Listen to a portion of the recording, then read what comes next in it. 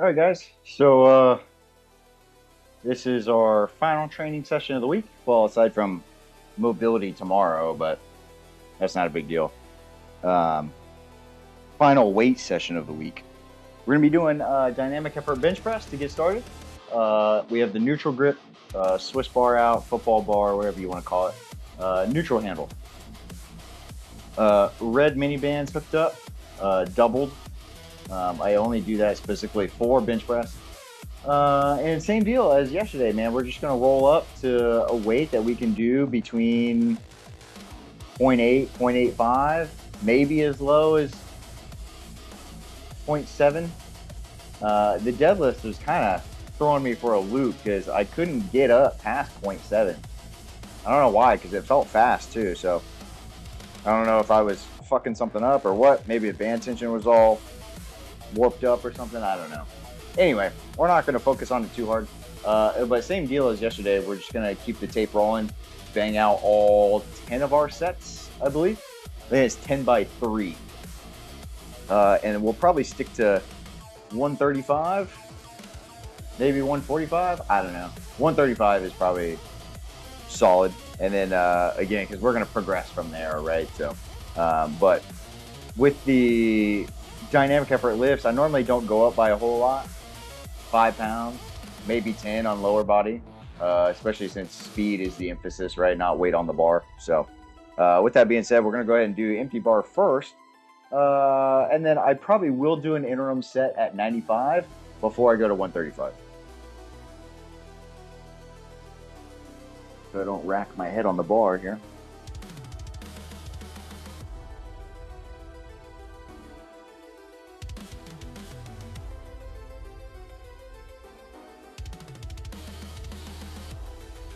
I gotta do a couple slow ones first. My first set.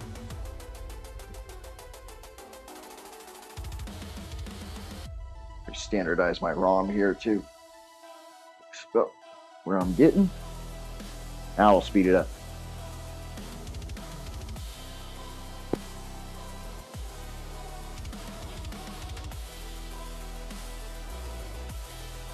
Oh yeah, peak is over 2.3. Average was 1.5.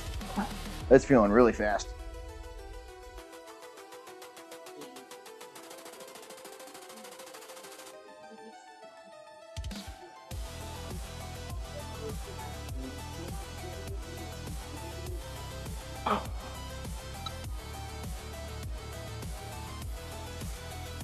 Just as a reminder, we got 10 sets of 3, 45-second rest. And we're probably going to stay here. I thought about going up if it moves really fast, but just like I've done the other 2 lifts this week, we're just going to stay here, see what we average, go from there. I'm in no rush, especially since we have a whole another conjugate block after this. So I'll have plenty of time to sort everything out.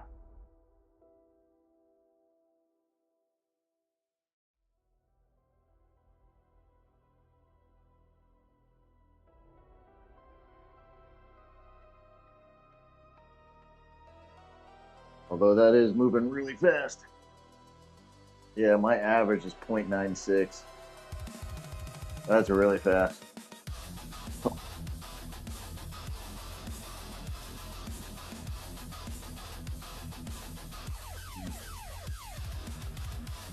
I'm going to count that, but we're going to go 145.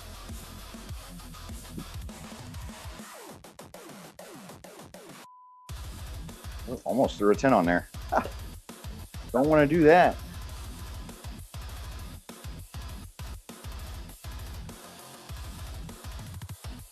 My timer at? Okay, perfect. 45 seconds, just like that.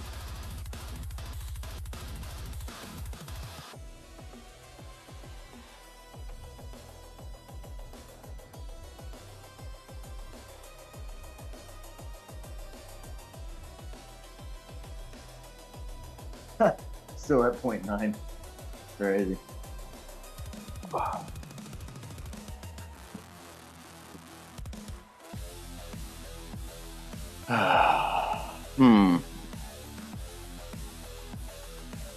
I kind of just want to ride the wave, see where we end up as we get close to the finish line.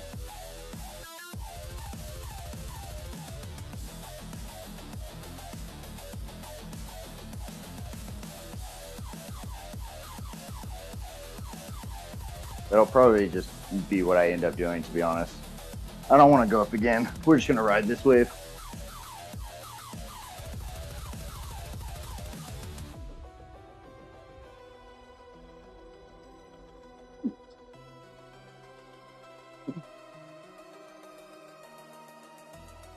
That just dipped below 0.9, 0.89.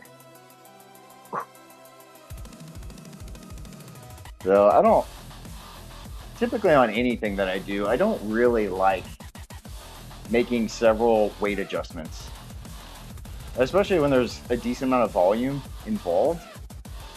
You know, I have a pretty good sense of where I need to be, so I'll just kind of ride that wave wherever I'm at and then just beat the logbook next week. I really try not to get too caught up in the numbers on any given day. It creates too much unwanted stress, man. Just throw some weight on there, get after it. If it feels good enough, it's good enough. I'm not going to sit here and freak out about weight selection all day.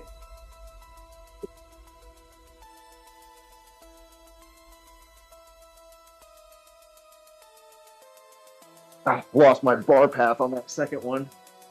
Yeah, and we noticed. That's a thing that's tricky about neutral, is the wrist.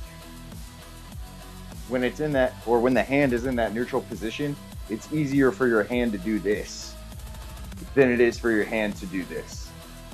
You kind of run into an issue with neutral grip pressing. The bar will tend to oscillate a little bit easier. So trying to do speed work on it is brutal.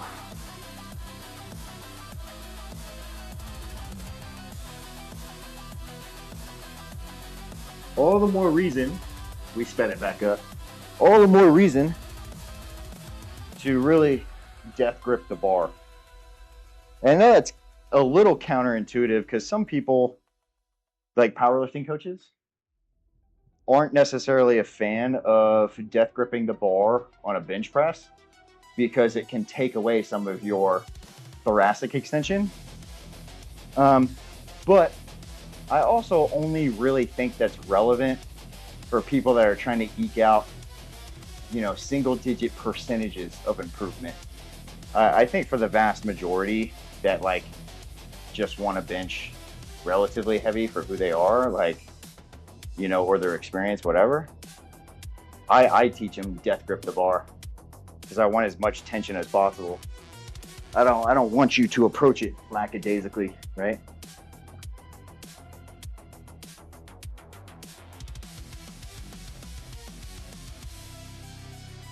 Oh, popping off the bench a little bit there, man.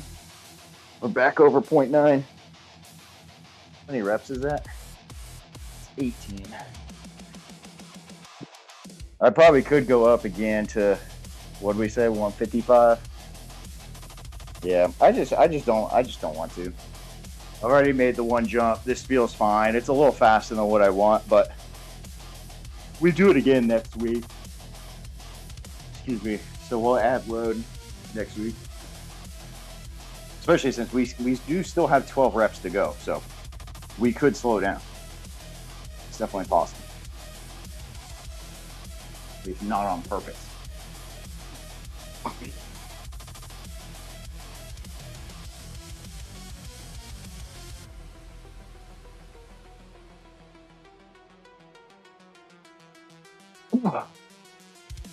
That one felt a little slow, and it was 0.86. Yeah, I mean, I can tell when the reps are slow, but I'm not trying to do it on purpose. It's like some sets you got it, and some sets you don't.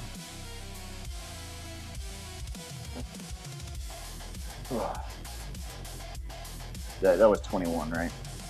Yeah, we got 3 sets, 9 reps left.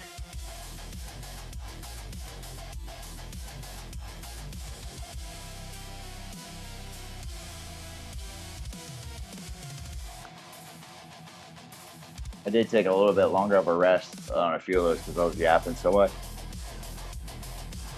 Whew. Excuse me. Didn't sleep too well last night, so struggling a little bit. Sorry for yawning. I know I probably just made you yawn.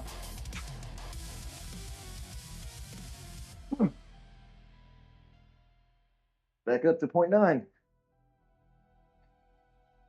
Because I got the yawn out, that's why. The yawn was gone, so I was able to pick it up.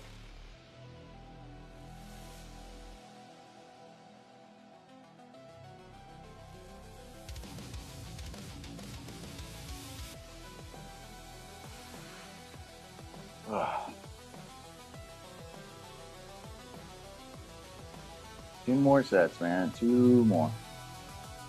But yeah, I'm surprised that deadlift moved so slow yesterday. I was thinking after the fact, like after I stopped the tape, I was kind of looking at it, and I didn't adjust my second band peg, where it's like to where the band tension was more of like a perfect triangle. I feel like that might have created some drag, but I don't know if it's that big of a deal. I think I was just out of it. What? You know what I mean? Like, it's easy to kind of overanalyze some stuff like that and be like, oh, this is why. This is why it was all fucked up. When in reality, I think probably most of the time it's just, hey, you just need to try harder. Like, I know as like reductionist or as maybe even dumb that sounds. I mean, like, I really have gotten pretty far thinking that way. Because I used to be the overanalyzer. You know what I mean? I still am to a point where like you tend to overthink about every little thing, and it's like, realistically, dude, the problem you're experiencing could probably be solved by just trying harder. Like, just give it some gas, dude. And I have found that actually works most of the time, especially for dynamic effort. So just try for harder, forehead.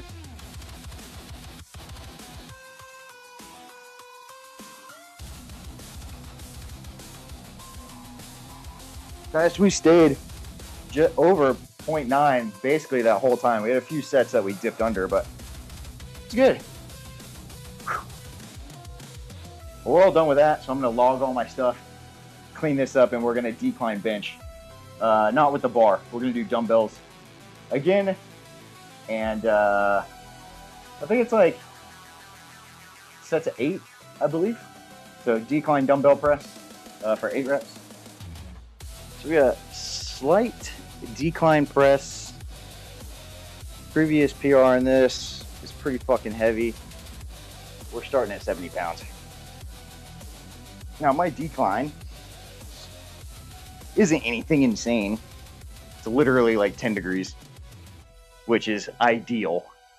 If you haven't heard me talk about decline, I think like the severe decline benches are pretty stupid.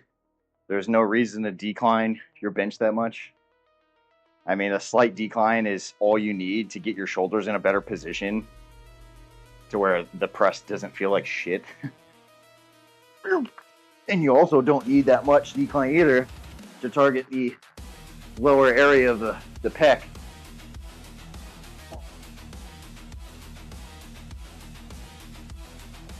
Oh.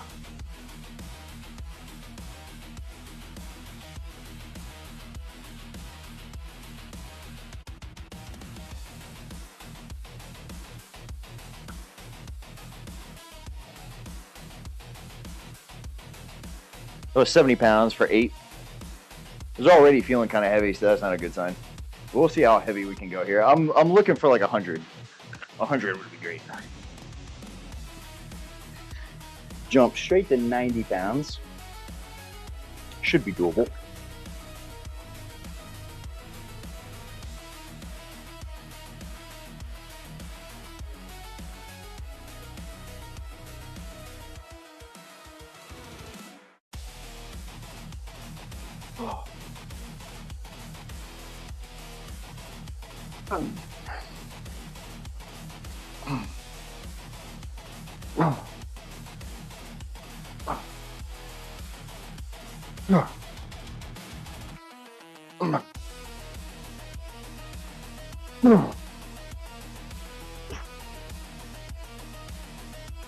too bad.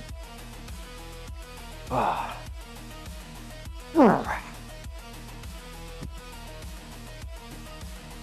70 felt heavy. 90 felt heavy too, but it moved really well. So I jacked it up to 105, which is my previous best for 8. And I do actually remember this set. I remember 105 for 8 being very fucking hard. So if I can do this today and it's not as hard as I remember, then that's a PR. Cool. I take it. We take those W's. So, and then after this, we got rows, pull-ups, and 1 accessory. So we're chilling. So we're gonna go ahead and knock this out. I am procrastinating a little bit. Thanks for asking. So once I kind of man up here, we'll get into it. Oh, I did want to chalk up, actually. I lied. I'm sweating a little bit. I wanted some chalk. Thanks for the reminder. I appreciate it. I use liquid chalk, which usually lasts just long enough between sets before I sweat it all off. Sorry, you're probably getting lots of feedback from that fan. I'm sorry.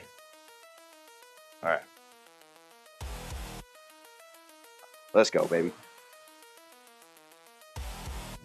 Oh yeah, that's nice and heavy.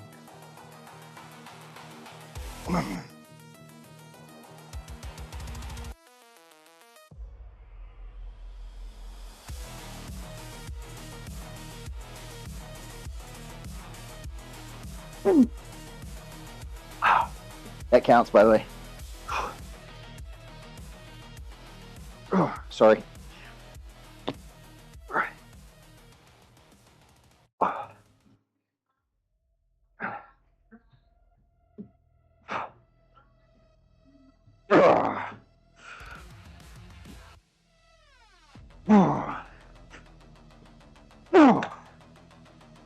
I know I hit the microphone a couple times. I'm sorry. This is way easier than last time.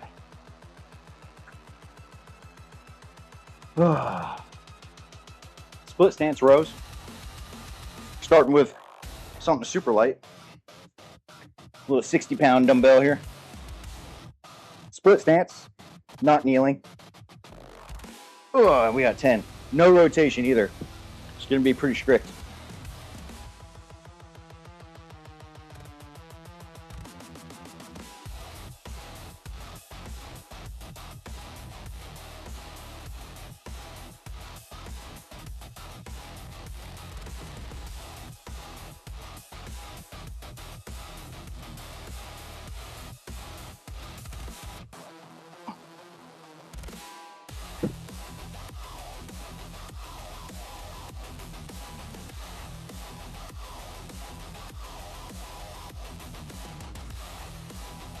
All right, we're going up to 80. Little 20-pound jump.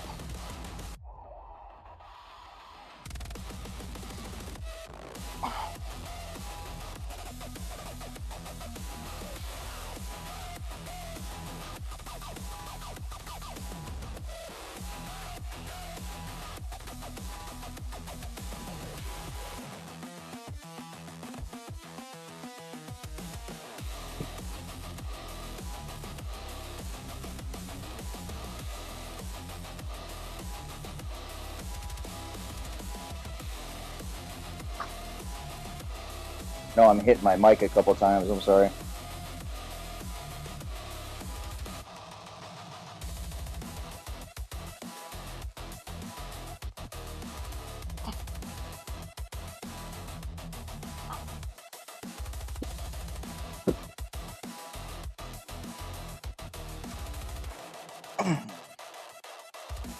Whew.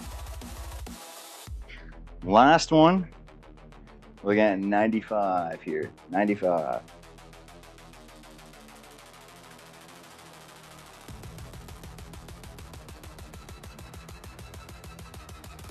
I'm gonna start on weak side this time. I keep forgetting to do that.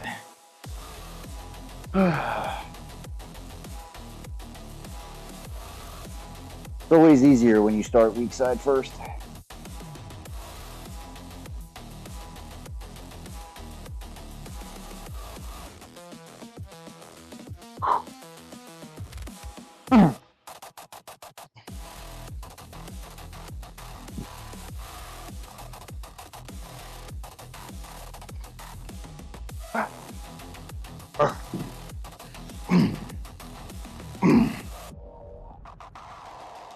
And I know you're probably curious, Trevor, why don't you use straps? You use straps all the time for stuff. How come you aren't using straps here? Well, that's the funny part. I max out my dumbbells when I use straps. So, and I could use pauses or slow tempos and stuff like that, but I also think grip strength is kind of cool. So I purposefully do these without straps now just to improve my grip. Because when I use straps, I max out my dumbbells. And it's not like maxing out for like 2 or 3 reps. Like I'm repping a 125 for like 15.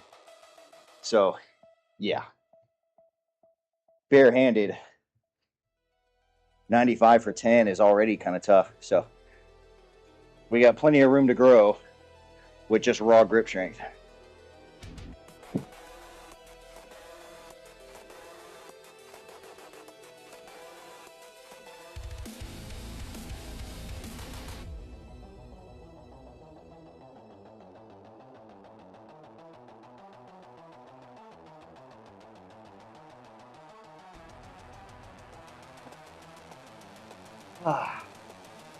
Cool.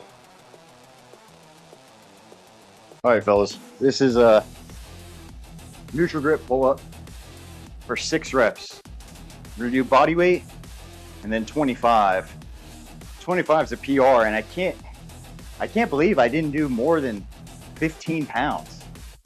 I don't know if that was just an off day or what, but I don't know. Maybe I'm talking out of my ass. I don't know. But what we're gonna do is, well, I'll do it from this way. Is body weight and then 25, and just kind of see how that goes. This, for the record, everything on my Conjugate is usually a rep max. I just work up to a rep max, and then usually the end is like some sort of like straight set work. So that's what all this is. If you're curious why there's so few sets.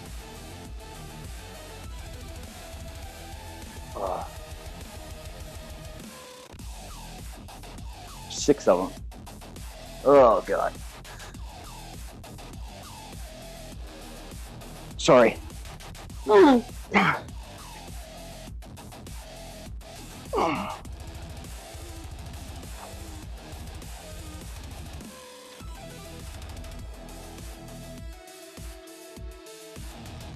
25 here because body weight felt fine. So we're just gonna fucking send it, dude. Straight to 25. Sometimes that happens, man. Either that or you just make steady strength gains. Because I think the last time I did 6s on neutral grip, it was like September, I think, or something like that. So it's been a while. So definitely have gotten stronger in that time frame. And sometimes it's just how it goes. Like that's why, like, I tell people not to stress too much about like constantly trying to improve things. Like if you have like a wide variety, and I use wide loosely, but if you just have like a broad training spectrum and just get strong at a bunch of different stuff, the whole like sea level of your strength rises because you're good at a whole bunch of stuff instead of having like one wave that comes in super high and then it dies out before it gets to shore. You know what I mean? I don't know if that analogy makes any sense, but that's kind of what I was thinking of in my head. But anyway, yeah, dude, don't overthink it. If you're like, how do I get strong? Like, just train, dude. And I know people hate that because people want like a method. They want some sort of secret, but it's like, dude, there's not though, dude. It's just literally just training and just training for a long time. Put in the years, man. That's all it is. Because people will train for like 2 months and be like, why am I not seeing results? It's like, brother, because it's been 2 months. Check back in 2 years, bro. And that sounds condescending, but I promise it's not. Like, if any advanced lifter looked back on like, when did they look in the mirror one day and be like, damn, I'm fucking jacked? It was probably after they just put their head down and trained for years. And then one day they woke up and they're like, damn, I am fucking huge. You know what I mean?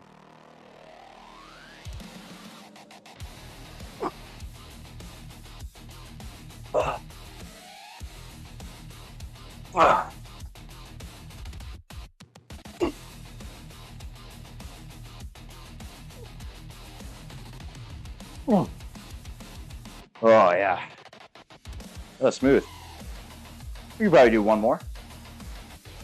What time are we at? Yeah, I'm not even at an hour and a half yet. I'll do one more. We'll go up by 10 pounds. 35 for 6. Ooh. I don't think this will be that bad, to be honest with you. One thing I changed about my pull-ups, though, because obviously you guys haven't seen my training this whole time.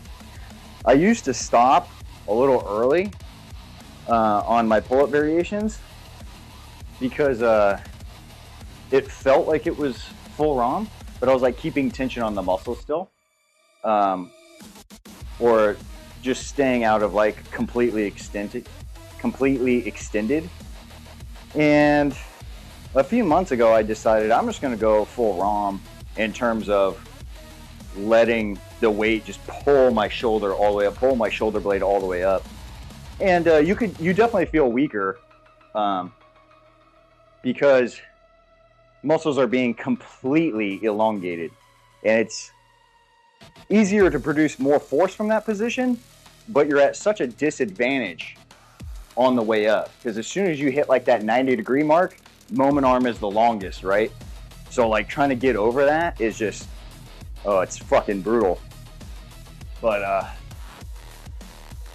I feel like it has paid off in terms of like the long term. I feel like it's paid off because my pull-ups do feel stronger for sure.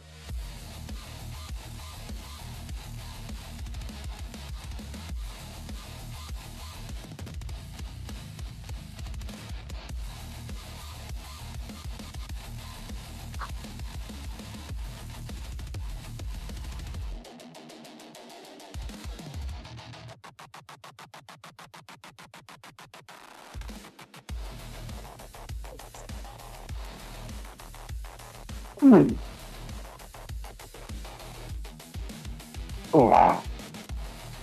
Yeah, not bad. Not bad.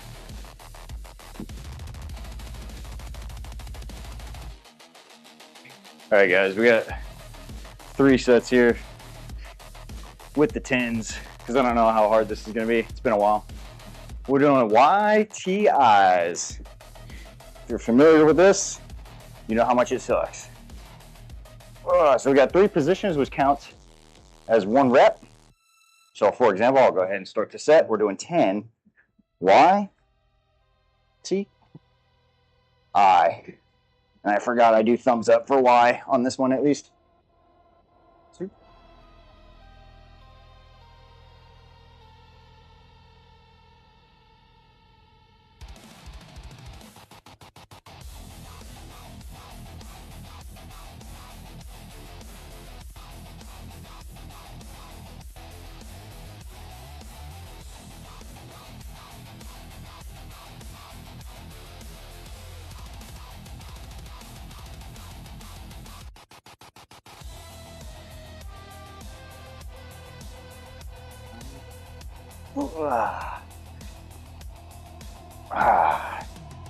Nice.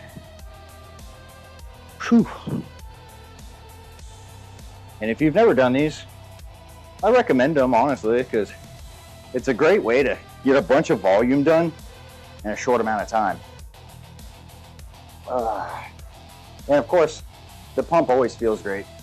I know the pump doesn't mean anything for growth, at least that's what we assume or don't know. So I know there's going to be some people who are like, fuck the pump doesn't fucking matter. Yeah, I know, bro, but you know what? The pump feels cool. That's why I still do it. Or that's why I still train for it. That range of motion on the Y, that's going to be tough for a lot of people. Getting up there like that, that's a tough position for sure.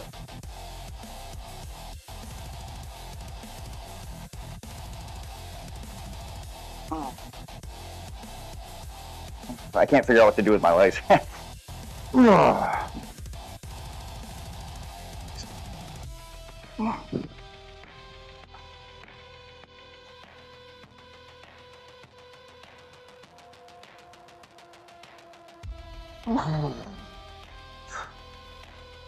One more.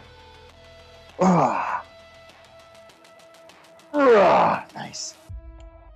One more set. We're all done. All right, fellas. Last one. Ooh. I'm hurting a little bit in a good way. I'm pumped up. I feel great. Let's go, man. 30 reps. I ain't ready, but I'm going anyway.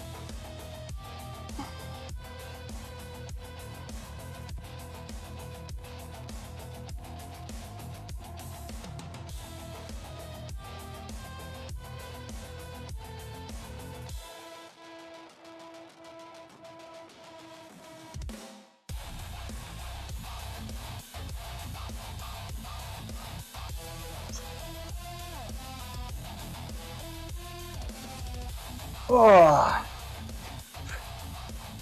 Oh. Oh. Oh.